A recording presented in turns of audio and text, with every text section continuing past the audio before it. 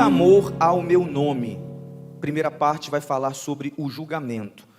Em Ezequiel 36, capítulo 36, versículo 16 ao 21 diz: E veio a mim a palavra do Senhor dizendo: Filho do homem, quando a casa de Israel habitava na sua terra, então a contaminaram com os seus caminhos e com as suas ações, com a imundícia de uma mulher em sua separação. Tal era o seu caminho perante o meu rosto.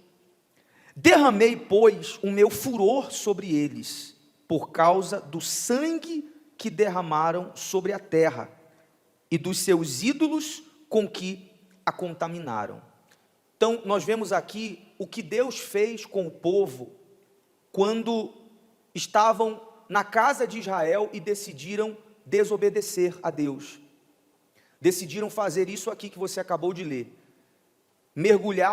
Se mergulharam em idolatrias, passaram a ter ídolos e derramaram sangue de pessoas.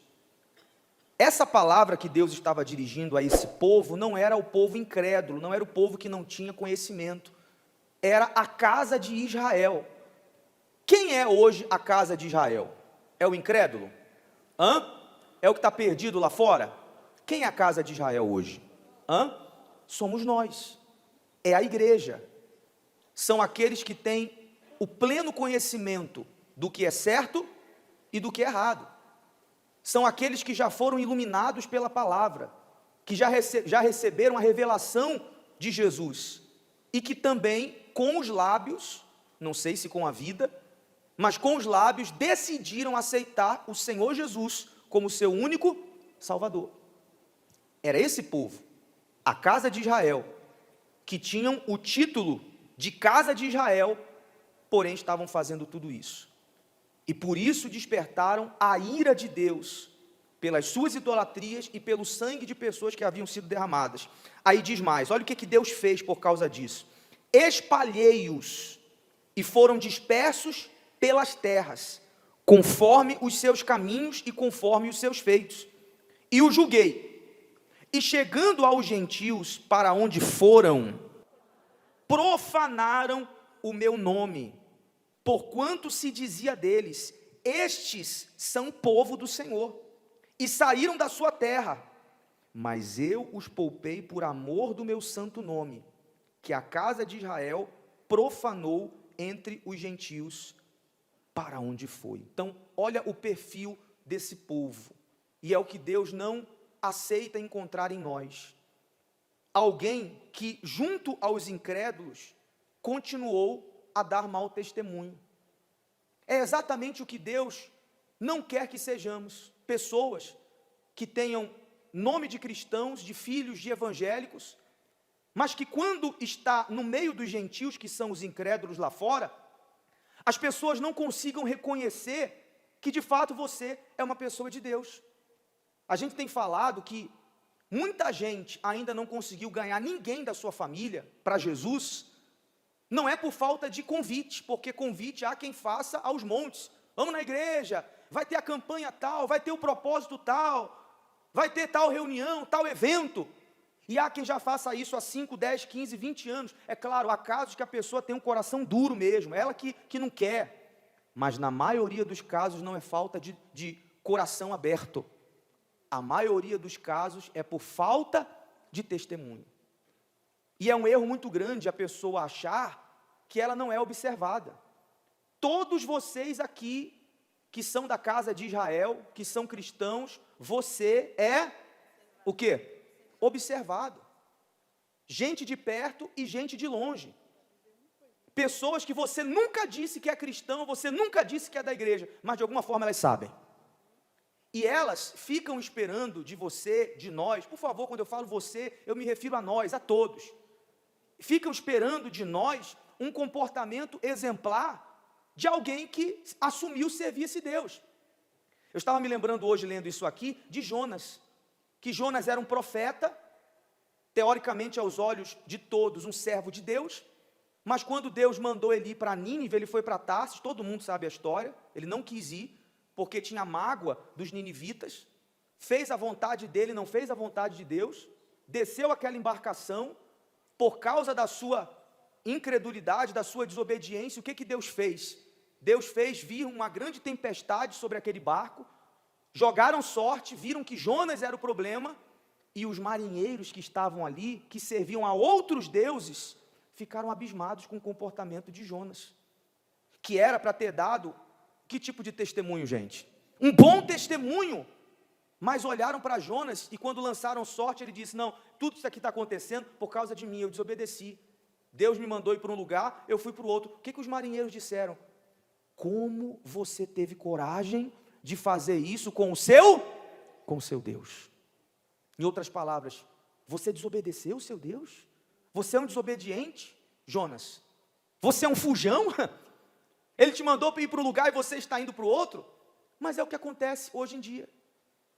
O que a vizinhança, o que os amigos, o que os familiares pensam a seu respeito, a nosso respeito? É o que cada um de nós tem que avaliar. Aqui, além do mau testemunho que eles deram aos gentios, eles derramaram sangue. Literalmente, nós não sabemos o que é, se mataram pessoas, se foram injustos com pessoas, mas isso tem que ficar claro para cada um de nós. A forma que hoje nessa terra nós servimos a Deus, você tem que entender o que é, como que é. Você está vendo Deus aqui? Você vê a Deus? Como que então que você vai servir a Ele? Pense aí comigo. Como que eu sirvo a Deus, eu, pastor Menezes? Eu sirvo a Deus servindo pessoas. Você vai servir a Deus servindo quem? Pessoas. As pessoas, elas representam para nós o próprio Deus. Se eu te abençoo, se eu ajudo essa guerreira aqui, eu estou servindo a quem? Se eu prego a palavra de Deus para ela, eu estou servindo a quem? Se eu dou um bom testemunho para ela, eu estou servindo a quem? Se eu dou um mau testemunho para ela, eu estou arrumando problema com quem? Vocês estão entendendo? Então, eu tenho que ter cuidado como eu trato as pessoas. Será que eu trato as pessoas da mesma forma que eu trataria a Deus? Será que eu trato as pessoas como eu gostaria de ser tratado? É uma forma que nós temos que pensar toda vez que tivermos que lidar com pessoas. E pensar, eu não estou fazendo isso para ela, eu não estou fazendo isso para ele, eu estou fazendo para quem, gente? Para Deus. Então, possivelmente, foi o que eles fizeram, nesse derramar sangue inocente. Talvez não trataram as pessoas como Deus esperava que eles tratassem. Então, adoraram a ídolos, derramaram sangue de pessoas e deram mau testemunho. Nós, pessoal, que somos da casa de Israel, cristãos, na maioria dos casos, aqui na reunião de quarta-feira, os convertidos, nós temos que ser o mesmo, dentro da igreja e aonde? Eu me lembro que uma vez eu fiz uma campanha, não foi aqui não, foi em outro lugar, que eu falei para as pessoas assim, deixa o seu telefone, e aí a gente vai fazer uma reunião na sua casa, e aí a gente vai ligar para marcar essa reunião, você reúne lá 10, 15, 20 pessoas, e marca e a gente vai fazer essa reunião. E aí eu me lembro que tinha uma senhora que sentava bem na frente, uma senhora assim que todo dia estava ali firme, não faltava uma reunião. Quando o pastor falava, tá ligado, o que ela fazia, gente?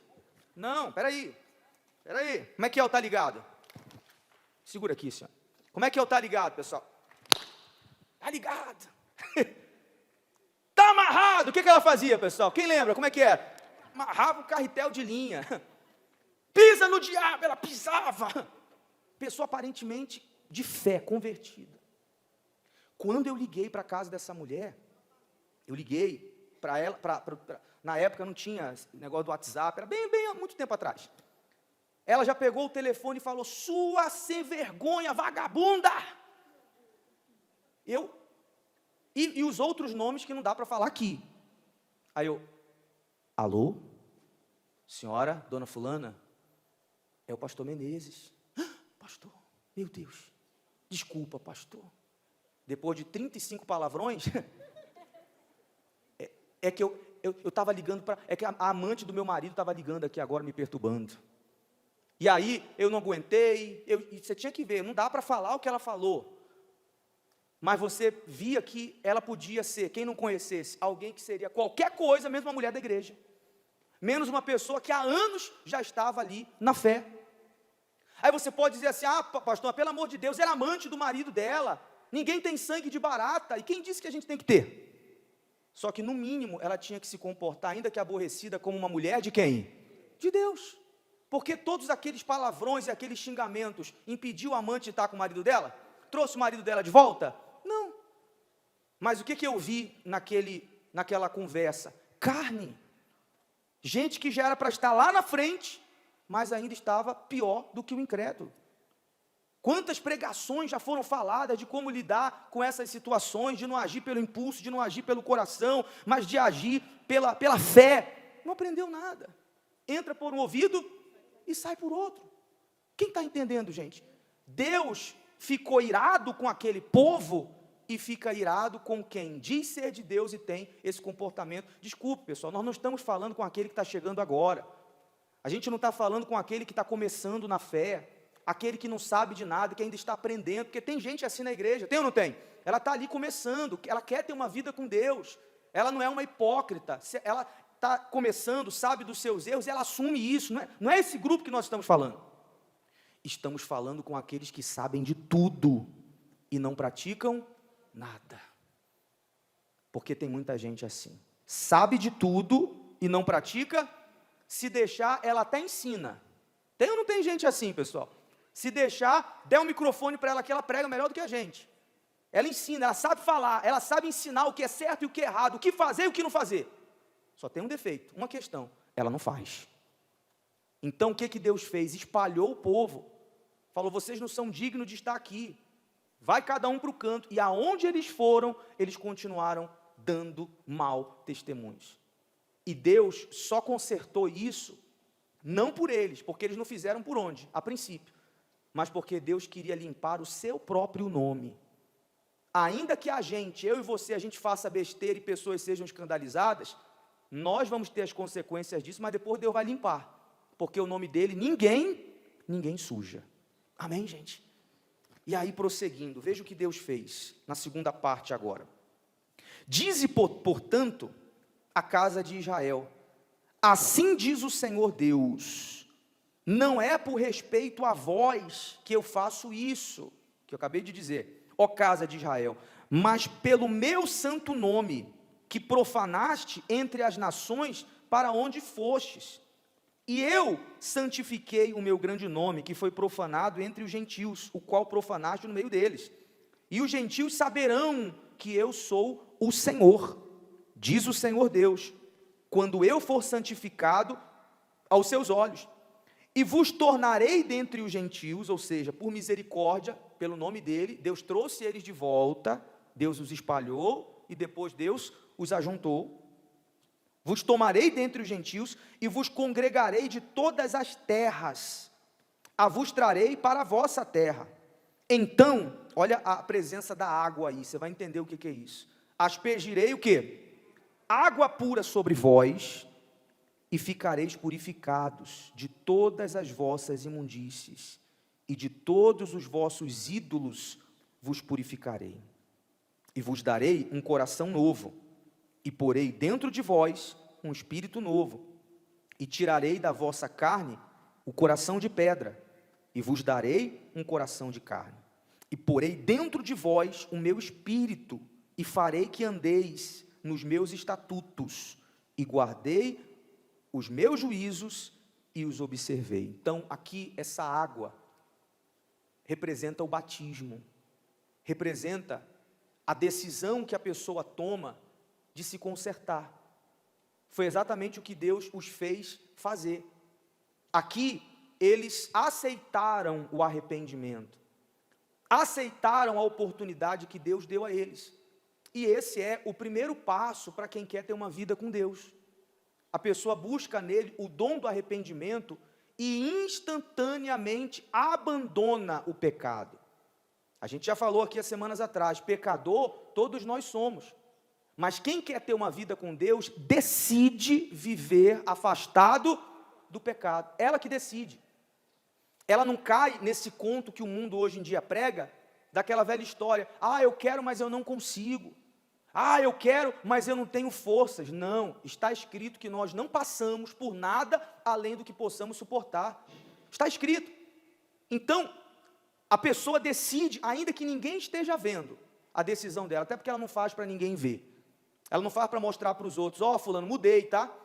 Fulano, parei, larguei o vício, olha, larguei a amante. Não, ela não se preocupa. Quando a pessoa toma essa decisão, de verdade, ela não se preocupa em mostrar isso para ninguém. Quando você encontrar alguém querendo mostrar muito para os outros, tome cuidado. Possivelmente, aquela decisão não foi verdadeira, porque ela quer a aprovação de todo mundo, ela quer que todo mundo saiba que ela mudou, mas se essa é a intenção, possivelmente não mudou. Quando a pessoa quer mesmo, ela faz tudo na fé e sem querer mostrar para os outros.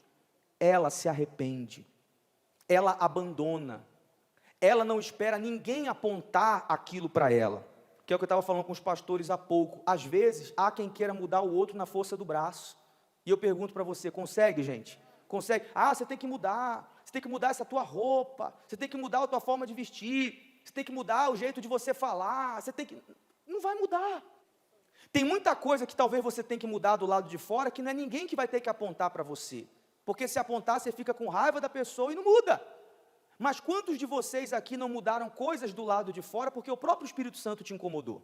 O próprio Espírito Santo chegou e falou com você, fulano, esse jeito que você fala aí, essas palavras aí, não cai bem para quem é de Deus, você parou de falar.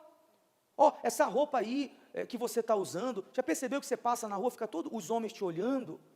Já percebeu, ainda que você não fala nada, mas é muito indecente, é muito apertado, já percebeu isso já? Ninguém falou para você, quem falou? Quem falou? Deus falou, e o Espírito Santo te incomodou, e você foi mudando aos poucos, ouvindo a voz de Deus.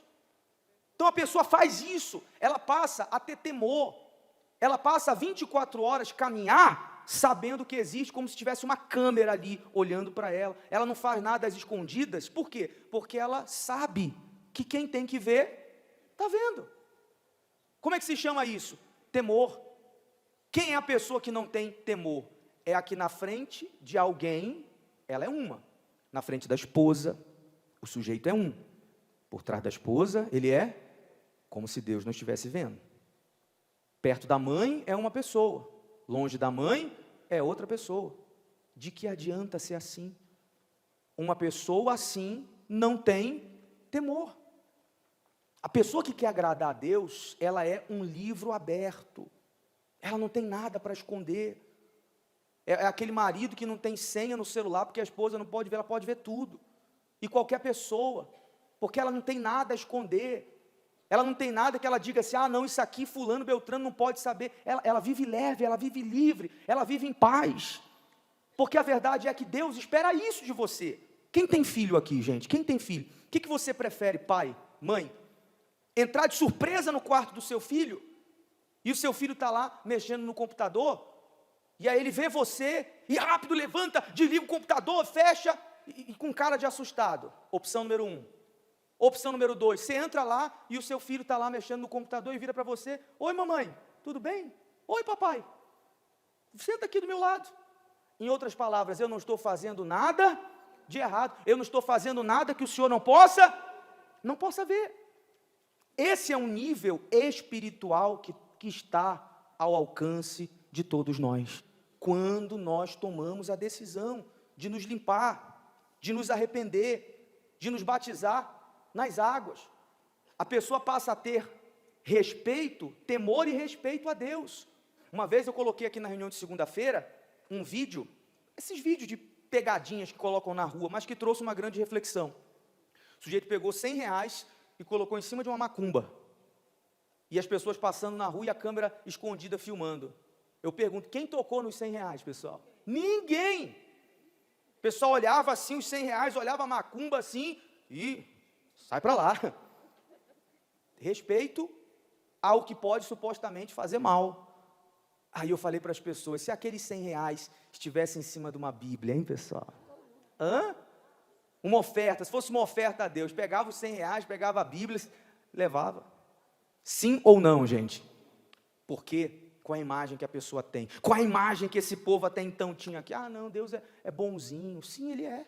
Se tem uma coisa que Deus é o que, gente? É bom. Ou não é, gente? Não tem ninguém mais bom que ele. Duvido que tenha. Ele é o mais bom de todos. Ah, Deus é misericordioso. Verdade. Ele é mais misericordioso do que todos nós juntos. O nosso Deus. Só que ele é justo. E essa justiça é o que muitas pessoas esquecem. Ele é justo. Você decide servir a ele, entrega a sua vida para ele, ele vai esperar o comportamento de alguém que entregou essa vida de fato e de verdade. Porque é esse comportamento, é esse caráter que vai fazer as pessoas quererem conhecer o seu Deus. Já percebeu que religião hoje é o que tem aos montes? É o que mais tem. Todo dia abre uma igreja nova. Todo dia abre uma religião nova. E a cada dia o evangelho está caindo mais em descrédito por essas muitas igrejas e religiões que abrem. Então, como é que eu e você vamos conseguir ganhar almas nesses dias de trevas? Não é chamando. Porque o que mais você vai encontrar aí fora hoje em dia, escute o que eu estou lhe dizendo, são pessoas decepcionadas com igrejas. São pessoas, eu atendo direto aqui, gente que fala, pastor, eu era da igreja tal, mas lá apareceu um profeta que me enganou, lá apareceu um pastor que me pediu um dinheiro emprestado e não me pagou. Ih, será que tem isso, gente? Não, é porque estava lá e o irmão da igreja deu em cima da minha mulher e eu briguei com ele e saí da igreja. É o que mais tem por aí. Então não é chamar para mais uma igreja que a gente vai conseguir levar pessoas ao reino de Deus. É através do nosso caráter. É através do nosso comportamento, do nosso testemunho. Ainda que a pessoa inicialmente tenha raiva de você, não goste de você, o caráter muda tudo. No tempo da pandemia, teve uma igreja nossa aí em um determinado lugar, que a igreja fechou. E aí o pastor colocou a mesa lá na porta da igreja. E a vizinha odiava o pastor, não gostava da igreja. E na pandemia, quando as portas se fecharam, todo dia o pastor não podia fazer reunião na igreja, era lei. Então ele ia para a porta, colocava a mesinha dele lá e ficava o dia inteiro sentado. Passava alguém, vinha um membro da igreja, ele atendia, dava a hora do almoço, ele ia almoçar, e pouco voltava. E ficava até o horário normal que ele costumava ficar quando a igreja estava aberta. Fez isso um dia, fez isso uma semana, fez isso um mês, e a vizinha observando. Ele não sabia que a vizinha estava observando, mas ela estava ali. A gente não sabe que tem gente nos observando, mas elas estão lá. Estão ou não estão? Estão lá, pronta para criticar se você sair da linha, porque quando sai, é rápido. É ou não é? Aí fulano, você não é da igreja? Aí você não é crente? Olha aí, você não me paga, você está me devendo. E por aí vai. E ela estava lá, a vizinha. E aí a vizinha, depois de um mês e pouco, foi lá conversar com ele, falou, olha, eu não gostava de vocês, mas eu vejo que realmente vocês querem ajudar as pessoas. Porque você podia muito bem, a igreja não pode ter culto, você podia muito bem estar de férias em casa, como muita gente fez. Talvez se aquilo não acontecesse, ele poderia ficar ali evangelizando ela, 10, 15, 20 anos, nunca ia conseguir trazê-la para a igreja. Mas o testemunho vale mais do que palavras. Amém, gente? Foi o que esse povo não fez a princípio.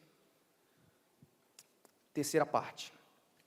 E habitareis na terra que eu dei a vossos pais, e a vós sereis o meu povo, e eu serei o vosso Deus, e livrar-vos-ei de todas as vossas imundícias, e chamarei o trigo e o multiplicarei, e não trarei fome sobre vós, e multiplicarei o fruto das vossas árvores, e as novidades do campo, para que nunca mais recebais o opróbrio da fome entre os gentios.